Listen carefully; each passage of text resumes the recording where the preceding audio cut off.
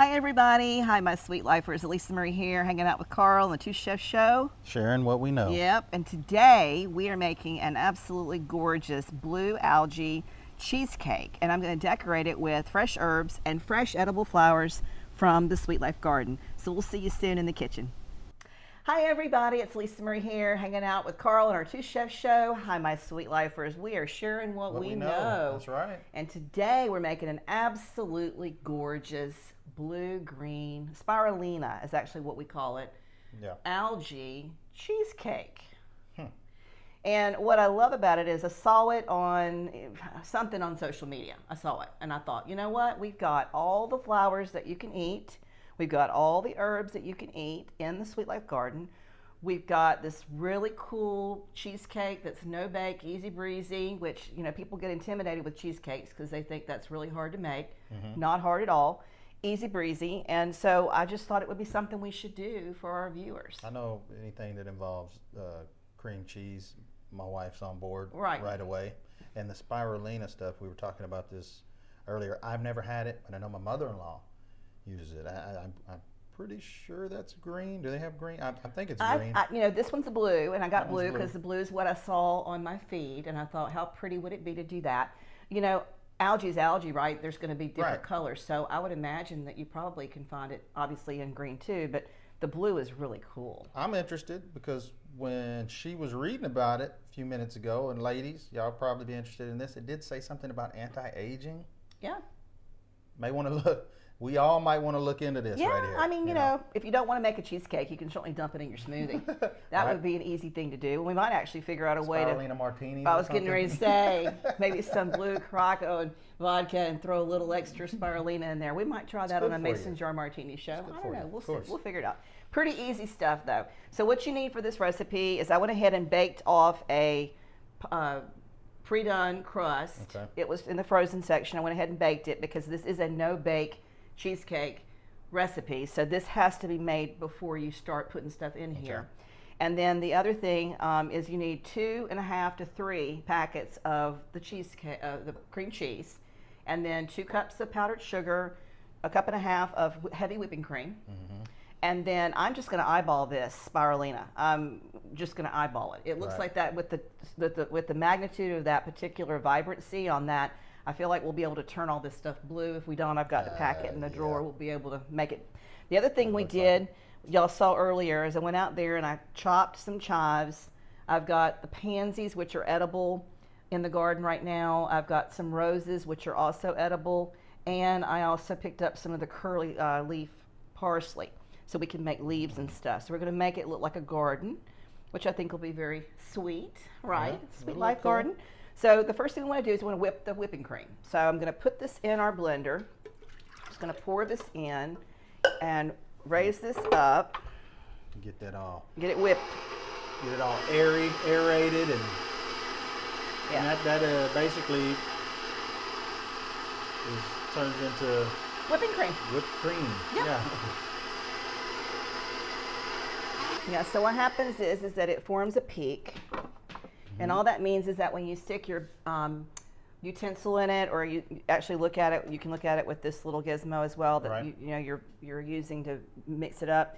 It's actually connected to it. It's got like a little peak on it. Look down in there.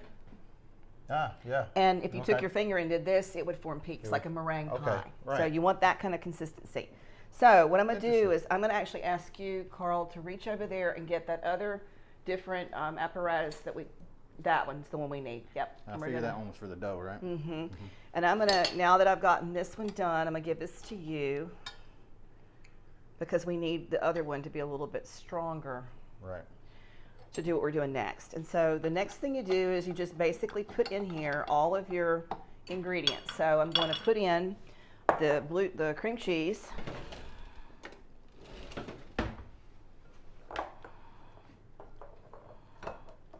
That in there. And I've softened this cream cheese, and you're going to need to soften the cream cheese too. Don't try to do this outside of the refrigerator. These guys have been actually sitting out at room temperature for several hours in preparation for us doing this for y'all today. Go ahead and take that if you want to. All right. And then the other thing, let me get a little towel. is I'm going to put in the sugar. And I'm going to put a little bit of sugar in, and then I'm going to put the rest of it in. I'm not going to put it all in at one time. I'm going to incorporate that together. I'm going to scrape the sides down. Mm-hmm. It smells good.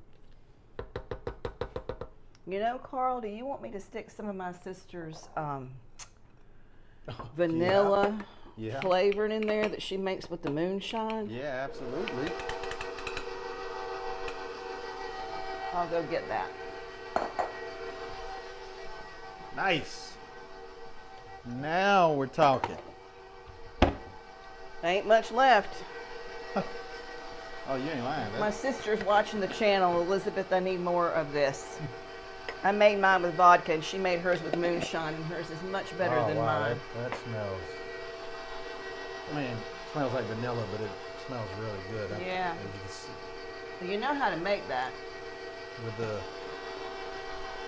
I'm gonna turn this up, and I'll tell you in a second. All right. All right, that's all fabulous and creamed up and wonderful. And honestly, how are you gonna screw that up? Sugar, cream cheese, whipping cream. Fair enough. And what I was saying earlier, when she initially put the whipping cream in there, which I was talking when the machine was going, so probably can't hear it. We'll find out.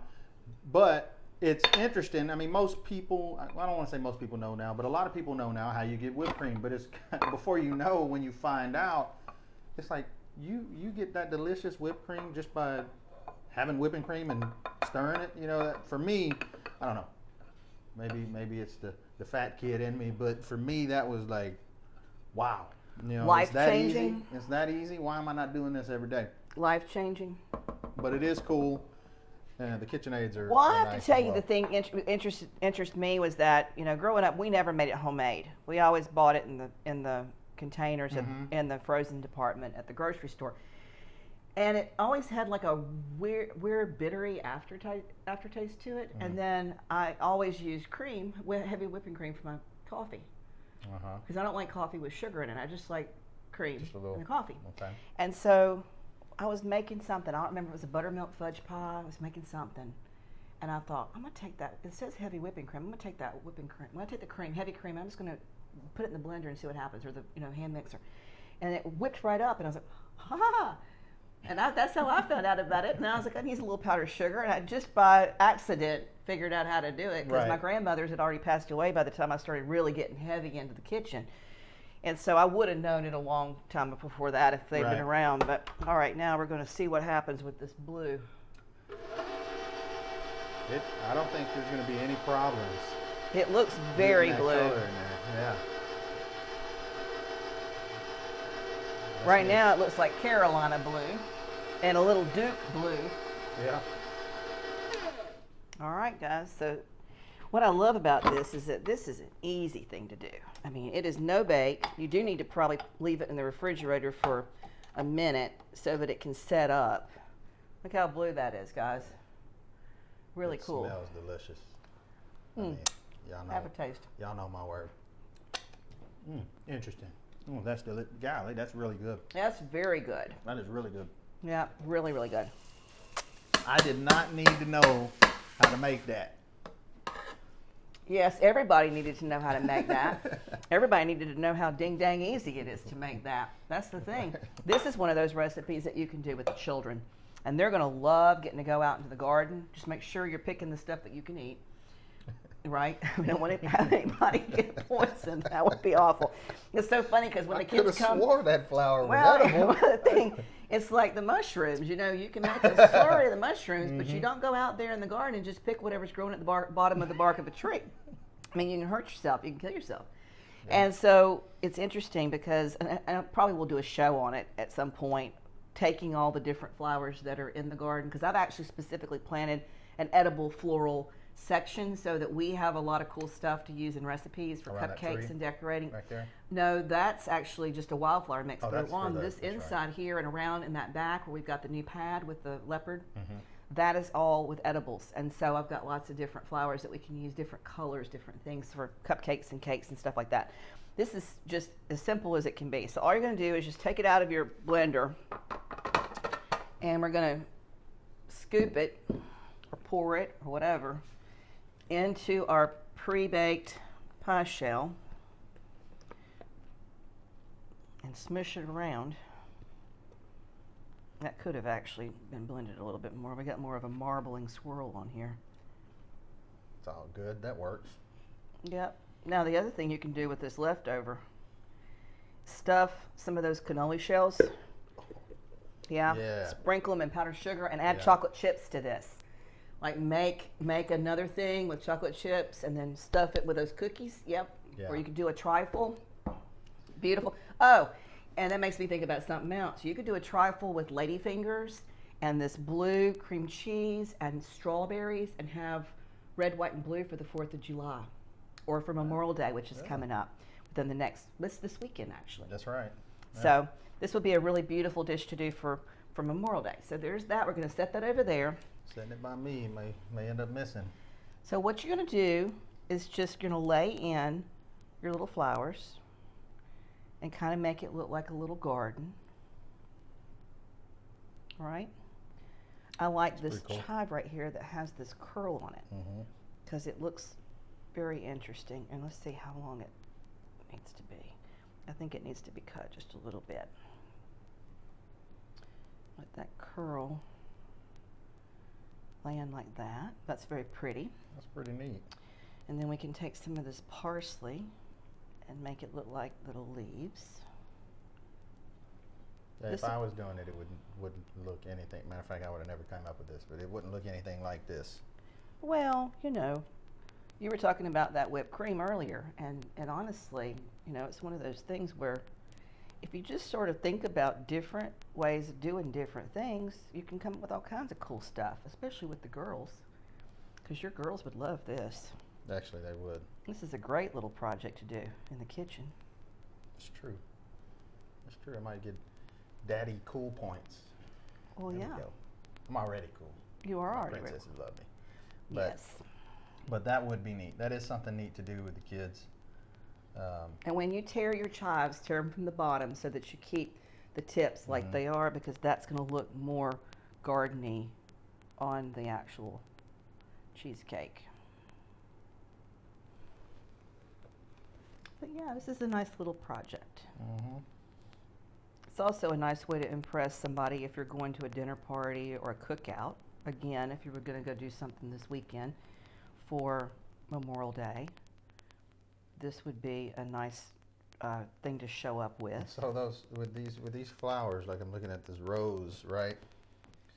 I mean, you can just take that whole thing and just Well, bite it and eat it, I or what? honestly, the petals are absolutely edible, but I rest think of no, you wouldn't eat the stems or any of that, but just the petals on any of the flowers. But you know what? I don't really, unless it's in a salad, I don't really eat them. But they are just beautiful to use as decoration. Right, and I hear people like rose water and things like that. All I'm saying is, you could have somebody, oh, this is awesome, that's edible, you know, and then you see the little thorns right there. No. It could be We're a bad day. No, we're not. Well, we have to educate our eaters. We have to educate our eaters. Don't let them just start doing whatever they want to do. You know. That's why I'm here. I get to ask the questions for us people that might do something you shouldn't. You know, there we go. Well, you'd find out in a minute that you weren't real supposed quick. to. That's right. You find out quick. Yeah, you would. Let's see. Let's try to use up all these little flowers since we picked them. And then I'll turn this up so that y'all can see what it looks like finished. That one's really sweet. That was super easy. Fun. You know, obviously, I'm watching mainly, but still, regardless, it's fun. It's fun to see all this and to kind of be a part of it. I mean, I'm looking at this bowl. That, I think what'd you say, the cannolis? Oh, yeah. If you've got That those right little there. cookie shells, and honestly, that's actually more difficult to put the chocolate chips in it and then have to stuff it in the shells. But if you have cookies, just cookies, you could use vanilla wafers, you could use butter cookies, you could build a layer down and put that blue in and then put strawberries in and then just keep going with it.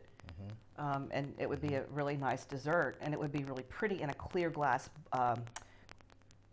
like on a stand. I can't remember the name of it. Trifle it's a trifle is what it is. So a trifle pan or pot or dish. I guess it's a dish. Look at here, guys. Look at this. Isn't that pretty? So this just goes in the refrigerator, and I guess in about maybe 3 or 4 hours, when it sets up a little bit more, it'll be ready to eat. And you can serve it with a little bit more whipped cream if you wanted to.